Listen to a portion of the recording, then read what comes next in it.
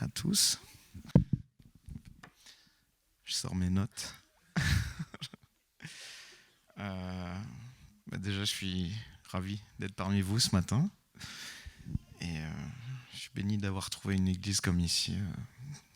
Voilà, d'être parmi vous. Donc, je m'appelle Mathieu.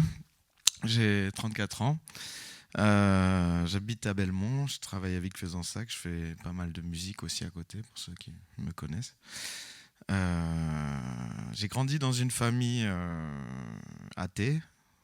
On ne connaissait pas Dieu. Surtout du côté de mon père, avec un papy communiste qui pouvait pas mettre les pieds dans une église. Donc voilà, Dieu était très loin des préoccupations du quotidien. Mais voilà. La présence de Dieu, c'est une question qui a commencé à me tarauder assez jeune. Notamment, je me rappelle d'une anecdote. Quand j'avais 6 ans, je voulais m'inscrire au scout. Et je me rappelle, enfin voilà, je sais plus si c'était scout catholique ou, enfin, mais c'était des scouts chrétiens. Et j'étais trop petit de toute façon pour y aller, mais la dame m'a posé une question, m'a dit: est-ce que tu crois en Dieu? Et cette question a continué de grandir en moi, comme ça, au fur et à mesure que je grandissais. Et donc voilà, on va dire que la graine a été semée à ce moment-là. Et pardon, je suis dans mes notes.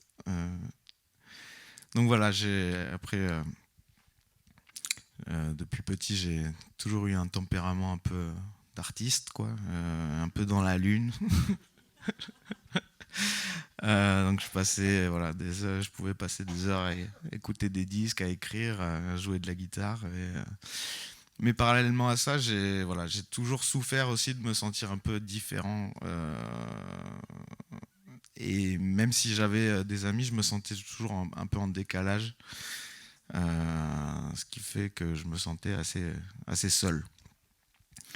Donc dès assez jeune, j'étais en proie à la dépression, à la mélancolie. Et voilà, j'avais une piètre opinion de moi-même. Jusqu'à ce que j'atteigne l'adolescence et que je commence à découvrir les drogues, l'alcool, etc. La fête. Et là où je ressentais ce vide en moi, j'y ai trouvé une solution à mes problèmes parce que j'avais trouvé un masque, un maître qui comblait pas ce vide, mais qui faisait illusion, on va dire. Donc voilà, c'était la recherche du fun en permanence, mais ça remplit pas notre cœur. Donc voilà, après pendant des années, je suis passé d'une addiction à une autre, etc. Je vous épargne les détails. Mais voilà, toujours à changer de ville, changer de situation, changer d'amis. Et je fuyais quelque chose en moi-même, mais qu'il n'y avait que Dieu qui pouvait remplir, en fait.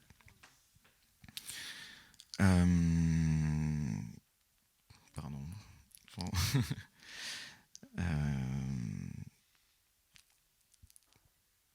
Désolé.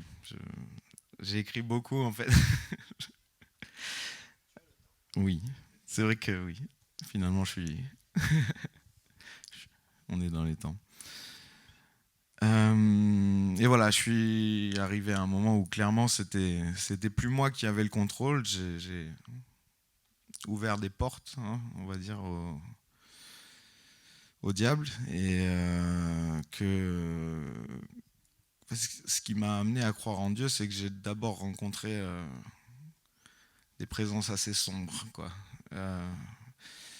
Et voilà, enfin, notamment une fois où j'étais allongé sur un lit. J'étais en résidence avec un de mes groupes avec lequel je joue.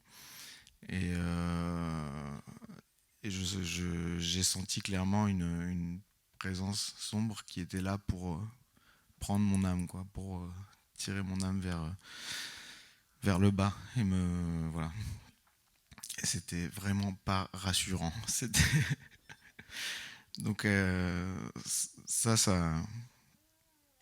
a mis quelque chose de conscience.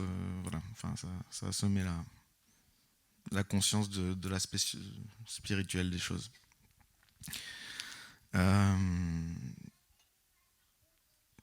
Voilà. Il y a eu plusieurs étapes dans ce cheminement. Donc, jusqu'à un jour où j'habitais à Toulouse. J'habitais en camion à l'époque. Et voilà, c'était un moment où j'avais un régime quotidien assez, comment dire, un régime de champion. Donc, je tournais aux opiacés, aux anxiolytiques, à l'alcool, etc. Et j'ai eu ce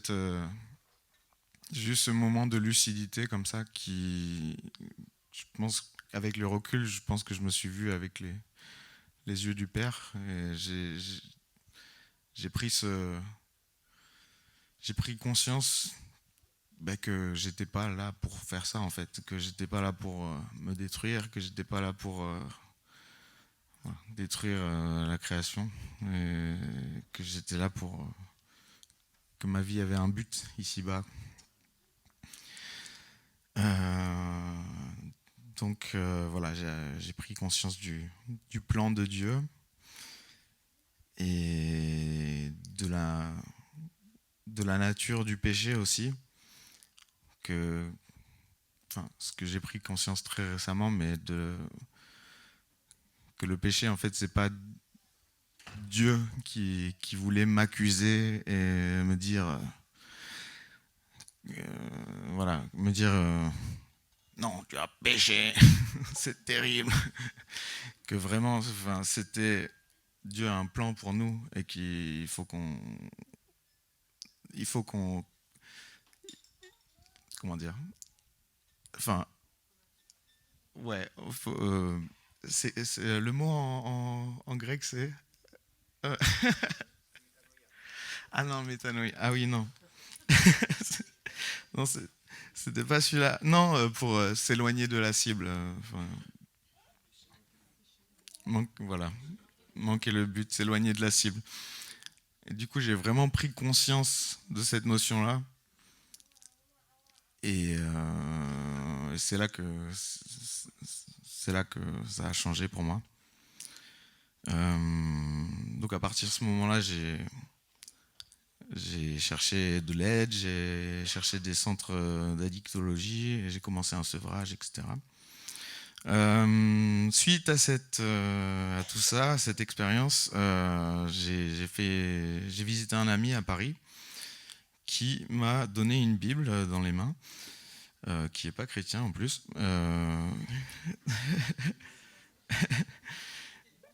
Donc que j'ai commencé à lire et à vraiment me questionner sur la réalité de Jésus et la vérité de la Bible, et voilà, qui est vraiment ce Jésus? Est-ce que c'est vrai tout ça là, qu'on dit? Et donc j'ai commencé à m'y intéresser, à lire la parole, et voilà. Et voilà, et j'ai commencé à prier en secret, tout seul. Et à force d'avoir des réponses, des signes, des trucs qui sont tellement évidents, j'étais un peu obligé de me rendre à l'évidence que bon, ok, je me rends. Bon, je peux plus rien, je peux plus faire par moi-même. J'ai quand même continué à chercher des preuves, donc historiques, spirituelles, etc. Et voilà, chaque jour j'ai commencé à prier pour être rempli du Saint-Esprit. Et je me rappelle un chien. Un jour où je promenais mes chiens. Et voilà, j'avais cette habitude de prier comme ça en promenant mes chiens. Et donc, suite à cette prière pour être rempli du Saint-Esprit, j'ai vraiment senti dans mon cœur, pardonne. Enfin, j'ai vraiment senti cette urgence de pardonner. Et là, j'ai délivré ce pardon, notamment à des gens de mon passé, etc., et à des choses que je portais en moi. Et ça a été un poids qui s'est levé de mon cœur incroyablement, quoi. Donc, gloire à Dieu. Donc voilà, comme Jésus a dit, je vous laisse ma paix. Voilà, et moi la clé de cette paix, ça a été le pardon, quoi. Et c'est à ce moment-là que j'ai su que Jésus était réel, qu'il était vivant et qui pouvait vivre en nous, et que surtout c'était le meilleur choix à faire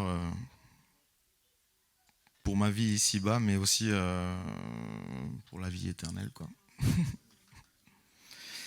Donc, suite à cela, j'ai ressenti l'urgence de me repentir sincèrement. Donc, à ce moment-là, je connaissais encore pas de chrétiens. Je n'ai jamais été entouré de chrétiens dans ma vie. Donc, j'ai cherché sur Internet une prière de repentance. Et donc, je l'ai faite tout seul chez moi. Et et littéralement, pendant 3 jours, j'ai pleuré pendant 3 jours, quoi. Donc, je me suis senti lavé, purifié, pardonné. Et j'ai ressenti ce besoin de trouver une église. Donc, c'est pour ça que je suis parmi vous aujourd'hui. Donc, en septembre, je suis arrivé ici, à l'église Bethesda. Et donc, j'ai pris contact avec Guillaume, qui m'a accueilli et qui m'a aidé à faire la préparation au baptême. Et voilà, j'ai été accueilli chaleureusement par vous tous. J'ai fait le parcours tremplin aussi.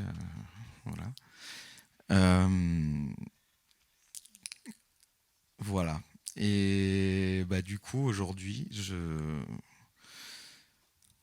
cette volonté d'être baptisé pour venir au devant du monde et accepter publiquement l'engagement que je prends avec mon Seigneur et mon Sauveur, et celui par qui la grâce arrive, et le réconfort et le pardon.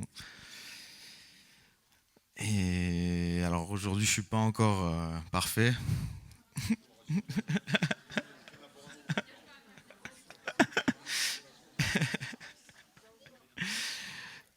Mais je sais que Dieu travaille encore sur moi, et je veux continuer de vivre et grandir avec cette compréhension et cette réalité en moi.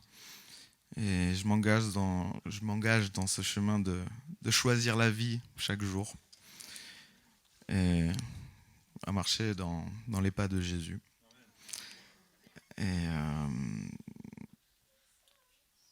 Et voilà, maintenant je crois, maintenant j'ai ouvert les yeux, et je sais que je ne serai plus jamais seul. Voilà.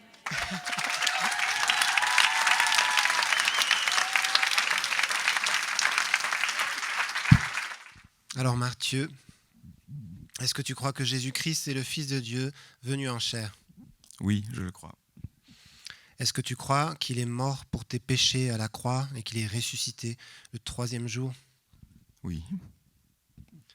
Est-ce que tu t'engages à le suivre tous les jours de ta vie par la force de sa grâce ? Oui, je m'engage. Alors sur ta confession de foi, Mathieu, nous te baptisons au nom du Père, du Fils et du Saint-Esprit. Amen.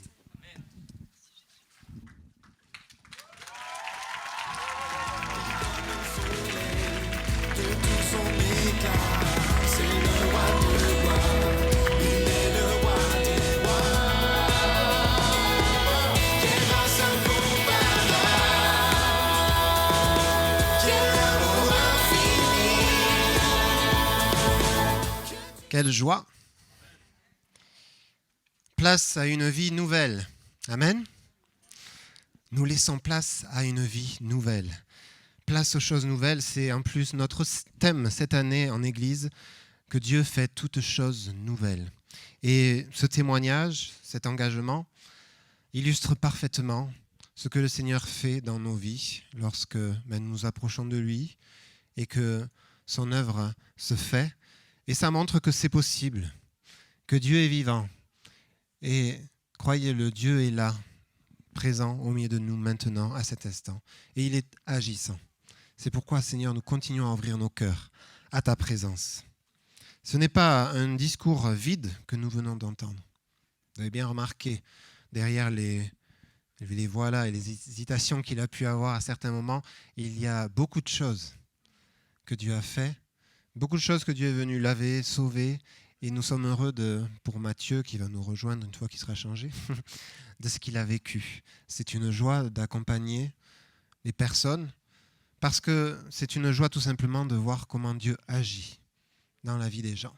Donc le métier de pasteur est à ce titre passionnant. Mais ce discours était plein de la bonté de Dieu.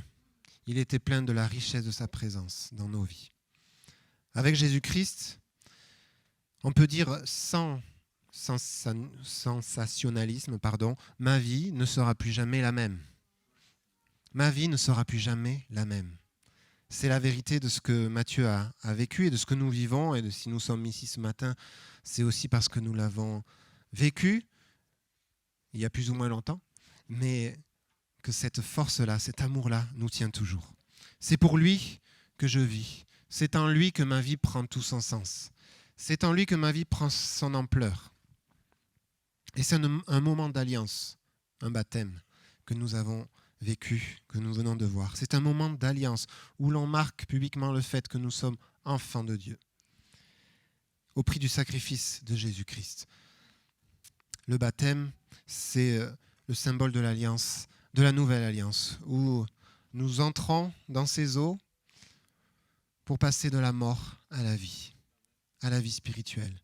Ce que nous vivons intérieurement par le Saint-Esprit, nous le vivons publiquement au travers des eaux du baptême. Nous revêtons le Christ, nous dit la parole. Comme si maintenant, nous portons Christ en nous, et c'est la vérité, nous portons son nom. On célèbre ce matin l'action surnaturelle de Dieu. Et la Bible nous dit en 1 Jean 5, verset 1, je vais donner quelques versets ce matin de la Bible, que quiconque croit est né de Dieu. Ça, c'est ce que la Bible appelle la nouvelle naissance. Il y a une nouvelle naissance que nous vivons, et notre thème, je vous disais, c'est Christ, que Dieu fait toutes choses nouvelles en nous. Si quelqu'un est en Christ, il est une nouvelle créature. Les choses anciennes sont passées, voici, toutes choses sont devenues nouvelles. Nous sommes nés en Dieu par le Saint-Esprit. Il y a une nouvelle naissance qui s'opère dans notre esprit, une nouvelle naissance spirituelle. Quand Jésus était face à Nicodème, qui lui disait « Mais comment je pourrais naître de nouveau? Je ne vais pas retourner dans le sein de ma mère. » Jésus a dit « Mais il est question d'une nouvelle naissance spirituelle. Ce qui est de parents humains est humain. Ce qui est de la chair est chair. Mais ce qui est né de l'esprit est esprit. » Et donc nous vivons d'une nouvelle naissance spirituelle. Notre esprit prend vie en Jésus. Romains 6, verset 4 nous dit « Nous avons donc été ensevelis avec lui dans la mort par le baptême, afin que comme Christ est ressuscité d'entre les morts par la gloire du Père, de même nous aussi, nous marchions en nouveauté de vie. » Ce que nous avons vécu, c'est l'ensevelissement de l'ancienne vie pour Matthieu, et nous vivons la résurrection. Nous vivons comme Jésus est passé par la mort et la résurrection, nous sommes rendus conformes à Jésus, nous dit ce texte. Et lorsque nous sortons de l'eau, nous marchons en nouveauté de vie. Alors bien sûr, pas qu'aujourd'hui, vous avez bien vu que ça a commencé avant, le baptême vient forcément après, mais c'est quand même cette réalité. Nous marchons en nouveauté de vie. Et puis plus loin, Romains 6 nous dit que nous avons été libérés du péché qui nous menait à la mort, mais nous avons été sauvés par le don gratuit de Dieu pour la vie éternelle. Qui peut dire ici qu'il est né par lui-même?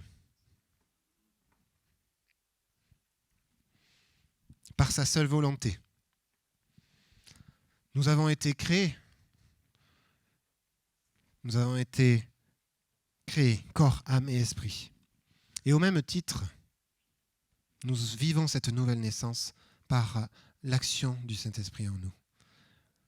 C'est la naissance physique et la naissance spirituelle. Nous sommes au bénéfice de la grâce de Dieu. Nous sommes au bénéfice de son action.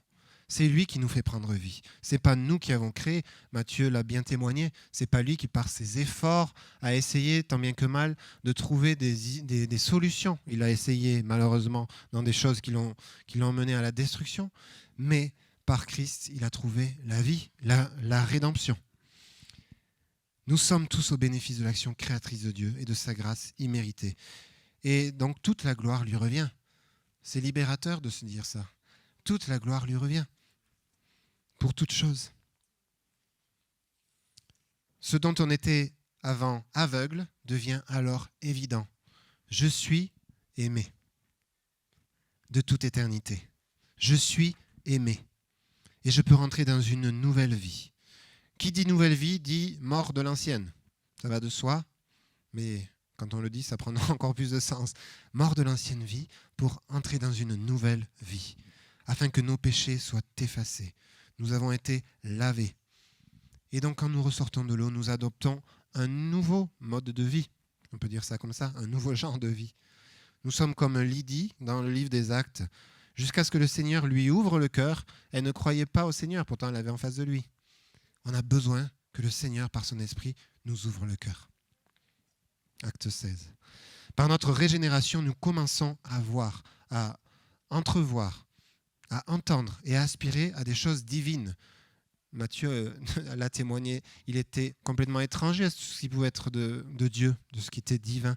Mais à partir du moment où le Saint-Esprit fait son œuvre en nous, ce qui est de Dieu, ce qui est les choses divines, ce qui est d'en haut, devient notre but, le filtre par lequel nous voyons. Et c'est ça qui fait le terme grec métanoïa, qui nous parle d'un changement radical de la mentalité. C'est un changement de mentalité, un changement de voir, un changement en nous-mêmes et dans notre capacité de vivre les choses.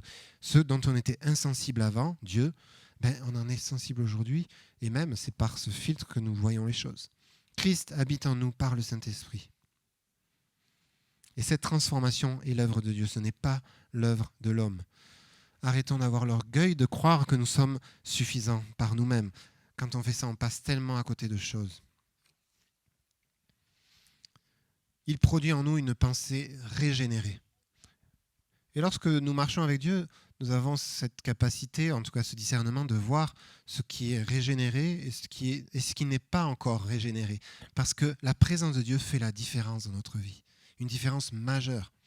Et les fruits sont évidents. Notre pensée s'aligne à celle de Dieu. Et alors nous laissons place à ces choses nouvelles que Dieu fait en nous. Nous prenons conscience que nous sommes pécheurs, que par nous-mêmes nous sommes loin de Dieu et que nous avons besoin de son salut. Et alors là, peut-être toute une bonne partie de l'Assemblée peut réciter avec moi Jean 3,16.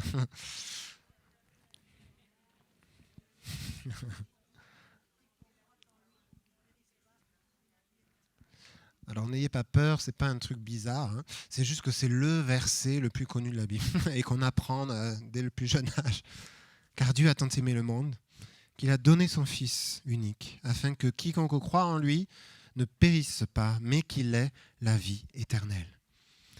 Une naissance est toujours une nouvelle extraordinaire dans le monde physique, mais c'est aussi une nouvelle extraordinaire dans le monde spirituel. Luc 15 que vous avez bien appris cette semaine, pour certains, nous dit qu'il y a plus de joie dans le ciel pour un pécheur qui se repent que 99 justes. Parce que quand il y a de la joie dans le ciel, c'est quand même extraordinaire. Il y a de la joie dans le ciel.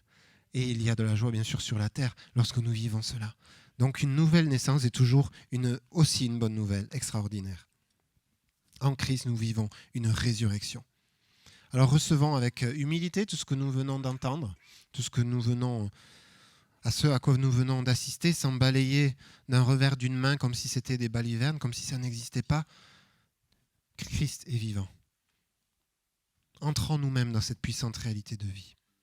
Le Saint-Esprit peut opérer en chacun une œuvre régénératrice. Donner la vie là où il n'y en avait pas. Donner la vie là où il y avait la mort. Donner la joie là où il y avait la dépression. Jésus a dit en Luc 4, il a repris des promesses de l'Ancien Testament en disant « L'Esprit du Seigneur est sur moi parce qu'il m'a oint pour annoncer une bonne nouvelle aux pauvres. Il m'a envoyé pour guérir ceux qui ont le cœur brisé, pour proclamer aux captifs la délivrance et aux aveugles le recouvrement de la vue, pour renvoyer libres les opprimés, pour publier une année de grâce du Seigneur. » Il a dit cela en disant « Devant vous, cette parole s'accomplit. » En Christ, on dit aux captifs « Sortez, vous êtes libres. » La liberté du Seigneur qui nous sauve. L'apôtre Paul dit « Délaissant derrière ce qui pourrait me tirer vers le bas, mon passé, mais allant vers l'avant, saisir le but, courir vers le but. » Et le but, nous dit Paul, ça c'est Philippiens 3, courir vers le but c'est de le connaître lui et la puissance de sa résurrection. C'est en somme ce qui fait que nous nous retrouvons semaine après semaine et que l'Église existe. Nous courons après ce but-là, de le connaître lui et de le connaître toujours plus davantage, lui et la puissance de sa résurrection. Nous laisser étonner par ce qu'il fait encore. On est émerveillé par ce qu'il a fait dans ta vie, Matthieu. On se dit, il a fait cette œuvre souverainement et on est heureux de pouvoir t'accompagner aujourd'hui. Et il le fait pour tous. Je suis refait, on dit. Il y a une expression qui dit « Ah, je suis refait ». Mais en Christ, nous sommes vraiment refaits. Nous le sommes vraiment. On est régénérés. En lui, nous entrons dans toutes choses nouvelles. Nous sommes une nouvelle créature, une nouvelle mentalité. Et ça, c'est beau, le baptême. On le prêche, mais ça se vit. Je peux vous dire combien c'est beau. C'est comme ce matin, on a chanté « Dieu est grand ». On est limité dans les mots que nous pouvons avoir de ce que Dieu fait. Mais ça se vit. Cette puissance de vie, elle se vit au travers d'une relation. C'est pas que la raison, d'ailleurs la raison parfois se met contre la foi, parce qu'on essaie de réfléchir, il y a tellement de choses qui nous dépassent. L'amour de Dieu est relationnel, il n'est pas que rationnel. Bien sûr, nous pouvons comprendre des choses, et nous pouvons lire la parole. Mais l'amour de Dieu est relationnel. C'est dans le cadre de la relation avec Dieu que nous vivons tout ça. De la foi en lui, du pas de la foi, où nous disons oui avec Jésus, il est le chemin, il est la vérité, il est la vie. Alors qu'est-ce qui te retient de pouvoir aller dans ces eaux du baptême ? Qu'est-ce qui pourrait vous retenir ? Qu'est-ce qui pourrait vous retenir de vous ouvrir pleinement à cet amour divin révélé dans la Bible ? Jésus est mort et ressuscité à la croix pour le pardon de nos péchés et il nous en lave parfaitement. Et encore plus, il est question de réconciliation dans la Bible. Le pardon amène à la réconciliation avec Dieu, la réconciliation avec nous-mêmes et la réconciliation avec les autres. C'est ce que l'Esprit de Dieu fait en nous. Alors ne nous endurcissons pas alors que nous entendons l'amour de Dieu qui nous amènera à son repos, à la vraie liberté. Et j'ai envie de dire à tout le monde, à tous, qui croyants ou non croyants, il y a du nouveau de Dieu pour toi ce matin. Il y a du nouveau de Dieu pour toi ce matin. Et Dieu connaît les cœurs. Dieu vous connaît parfaitement. Dieu sait vos chemins. Dieu sait vos combats. Dieu connaît vos enjeux. Et vous pouvez les lui remettre. Il est agissant maintenant. Que le Seigneur te conduise dans tes choix. La Bible nous dit qu'il y a devant nous deux chemins, un chemin de vie, un chemin de mort. Choisis la vie afin que tu vives. Donc il y a un rafraîchissement, il y a aussi un appel à la repentance, à venir à Dieu en demandant pardon pour nos péchés, pour nos fautes, ce qui n'était pas de sa volonté, ce qui n'était pas juste et qui nous menait sur un autre chemin, pour revenir à lui, pour marcher dans sa présence, pour marcher dans la communion avec le Christ, en communion de vie avec lui. Et le souffle de Dieu, je terminerai par là, pour dire que ce n'est pas juste un souffle nouveau, ce n'est pas juste un élan nouveau, un nouveau départ, mais c'est une nouvelle vie. Et le souffle de Dieu vient amener des choses nouvelles maintenant dans ta vie. Si tu l'acceptes, si tu le veux, Ézéchiel 36, versets 26 et 27. « Je vous donnerai un cœur nouveau. » Là, on est en train de lire un texte 500 ans avant la venue de Jésus, donc une prophétie qui s'accomplira en Jésus. « Je vous donnerai un cœur nouveau et je mettrai en vous un esprit nouveau. J'ôterai votre cœur de pierre et je vous donnerai un cœur de chair. » Ça veut dire que, et ça continue en disant, afin que vous suiviez mes prescriptions. Tous les jours, on va pouvoir marcher avec Christ par les forces nouvelles qu'il va nous donner, par le souffle nouveau. Le souffle, c'est ce par lequel nous vivons, par lequel nous respirons. Et spirituellement, c'est la même chose. Nous vivons cette vie spirituelle par le souffle de Dieu, par le souffle nouveau qu'il est en train d'insuffler en nous. Et il le fait chaque jour, c'est ça qui est formidable. C'est que c'est une force pour notre quotidien. C'est pas, ah tiens, on est le 3 mars 2024, il va falloir tenir de là jusque là avec juste... Non, c'est tous les jours. Le Seigneur insuffle sa vie spirituelle en nous chaque jour. Nous pouvons avancer avec lui, avec les forces qu'il nous donne. Heureusement. Parce que tout repose sur sa grâce. Bien sûr, notre part est de vouloir toujours conformer nos vies à la sienne et de rester proche de son esprit. On ne suit pas une liste de règles. Je tiens à le dire, la vie chrétienne, c'est pas il faut faire ci, il faut faire ça, ou pas faire ci, ou pas faire ça. C'est dépassé, ça. Nous sommes dans une nouvelle alliance où nous marchons en nouveauté de vie par la force qu'il nous donne. Et donc, c'est un souffle nouveau parce que nous respirons un air nouveau. C'est comme si nous respirions différemment. C'est une nouvelle vie que le Seigneur opère en nous.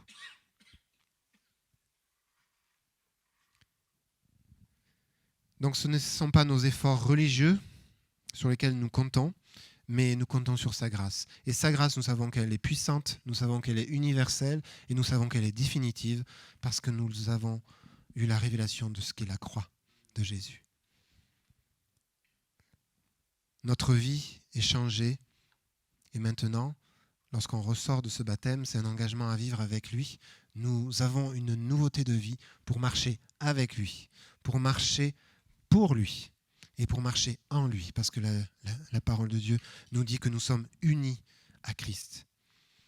Alors si vous vous posez des questions ce matin, on n'est pas des marchands qui vendent un truc vide, une vie nouvelle, un slogan, mais nous disons simplement ce que le Seigneur fait.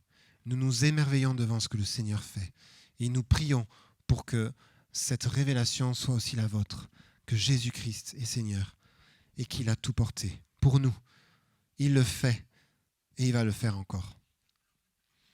C'est une puissance de vie inégalable, c'est une joie, c'est une paix incomparable que le Seigneur vient faire en nous. Et ça fait toute la différence.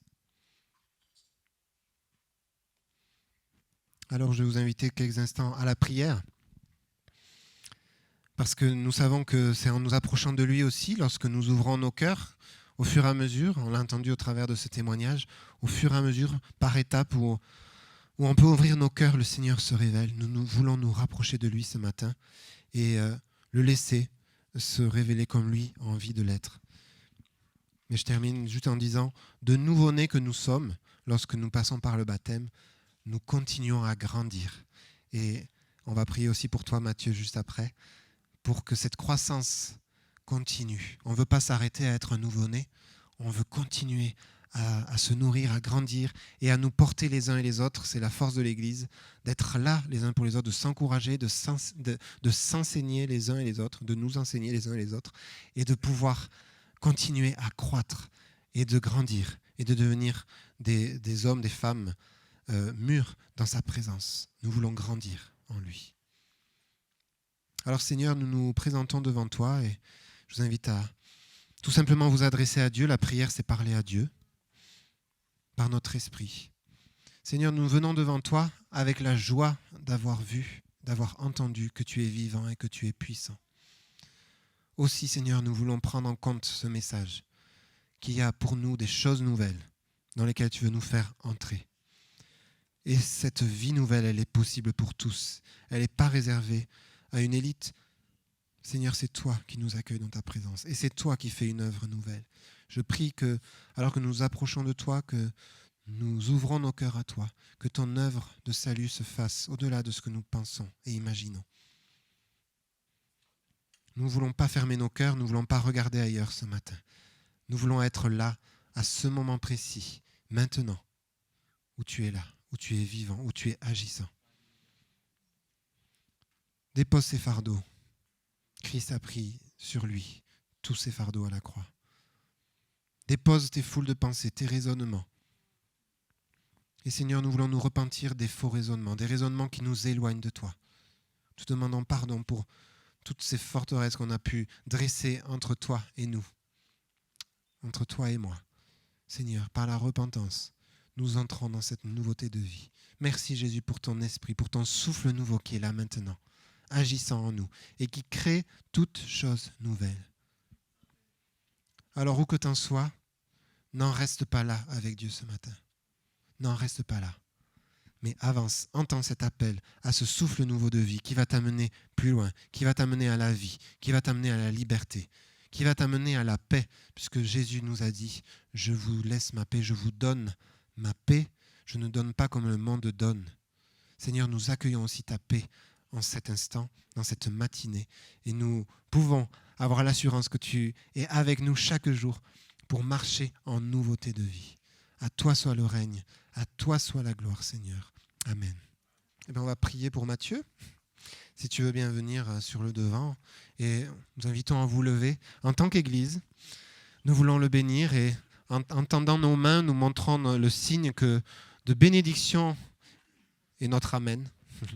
Père, nous sommes témoins de cette grâce irrésistible qui s'est fait connaître à Matthieu. Irrésistible parce que Matthieu était dans son chemin de vie et tu t'es présenté à lui et tu as frayé un chemin qui est aujourd'hui devenu le sien, le chemin de ton cœur. Alors Père, nous voulons bénir Matthieu, le bénir dans ce qu'il est aujourd'hui, le bénir dans ses forces, le bénir aussi dans ses faiblesses qu'il t'a confiées, le bénir dans tout son être, corps, âme et esprit. Père, nous sommes tellement reconnaissants pour cette grâce qui s'est saisie de son être tout entier pour l'amener à être l'homme qu'il est aujourd'hui. Et merci parce que cette grâce n'a pas été vaine pour Matthieu.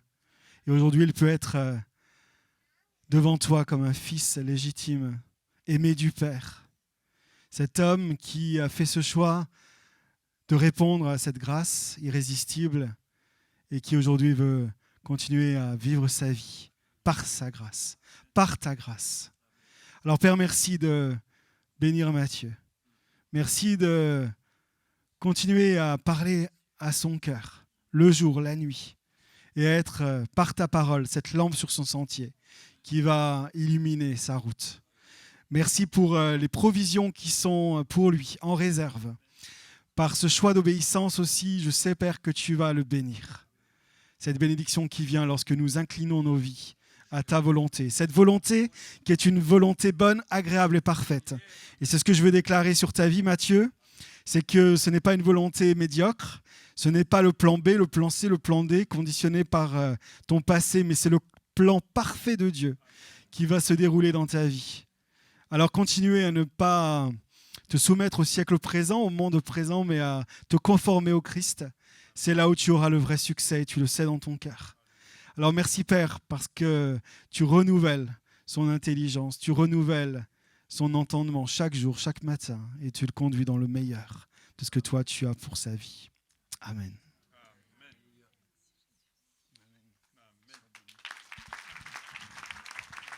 Je voudrais terminer ces moments en vous laissant à la grâce et à la paix que Dieu donne par le Seigneur Jésus-Christ et que l'Éternel vous bénisse et vous garde, que l'Éternel fasse luire sur vous sa face et qu'il vous accorde sa grâce, que l'Éternel tourne sa face sur vous et qu'il vous donne la paix. Soyez bénis.